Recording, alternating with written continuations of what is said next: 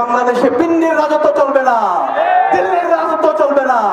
একই সাথে লন্ডন থেকে বাংলাদেশ পরিচালনা করতে যদি কেউ চায়, সেই বাংলাদেশও সেই লন্ডন থেকে কেউ যদি বাংলাদেশ পরিচালনা করতে চায়, লন্ডনের প্রেসক্রিপশন যদি বাংলাদেশকে পরিচালনা করতে চায়, সেই বাংলাদেশ সে পরিচালনা করতে পারবে না।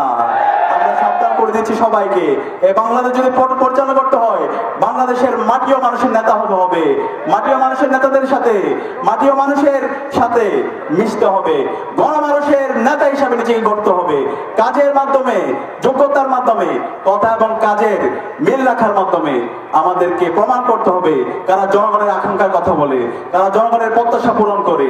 কিন্তু কেউ যদি ফেসিবাদী উপাদান রেখে দিতে চায়, সেই ফেসিস্ট হাসিনা যেভাবে বাংলাদেশে ফেসিবাদ কায়েম করেছিল, গত 54 বছরে বাংলাদেশে যে ফেসিবাদী কাঠামো ছিল, সে আলোকে যদি বাংলাদেশে রাজনীতি করতে চায়, তাহলে বাংলাদেশের জনগণ আপনাদেরকে লাল কার্ড দেখাবে।